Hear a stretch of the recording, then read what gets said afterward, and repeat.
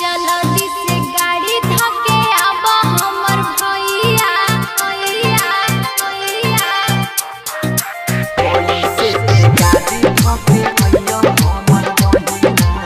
Music by DJ लाल बाबू राज।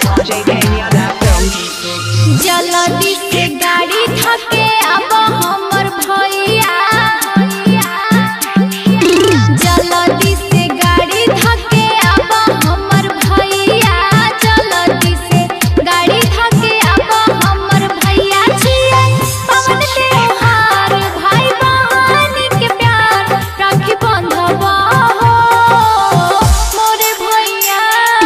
कैसे के गाड़ी धके अइयो हमर बहिना कैसे के गाड़ी धके अइयो हमर बहिना लागी गेलो लॉकडाउन बंद भेलो सगरे टाउन की बताइयो होगे प्यारी बहिना जल्दी से गाड़ी धके आबा हमर भैया जल्दी से mix by Guddu Gudesh music by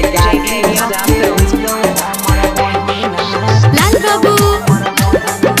राजा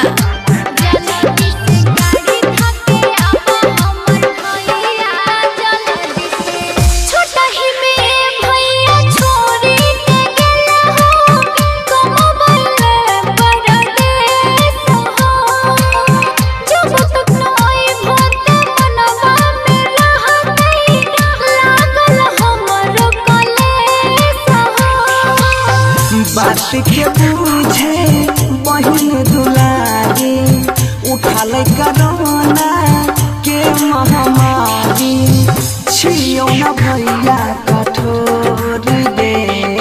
जल्दी से गाड़ी धके आबा हमर भैया जल्दी से गाड़ी धके आबा हमर भैया छिए पवन त्योहार भाई बहन के प्यार राखी बंधवा हो मोर भैया कैसे के गाड़ी धके अइयो हमर बहिना कैसे के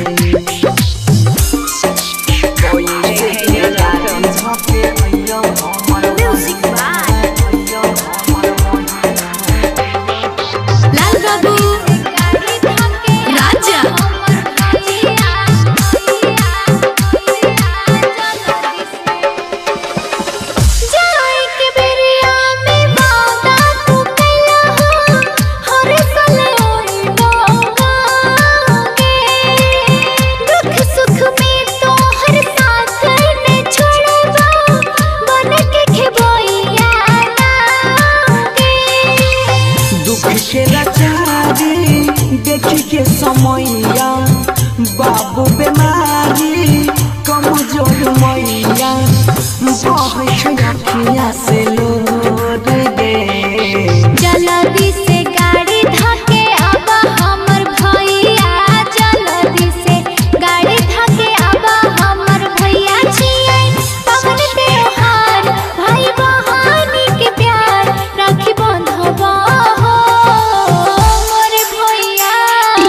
कैसे के गाड़ी धके अइयो हमर बहिना कैसे के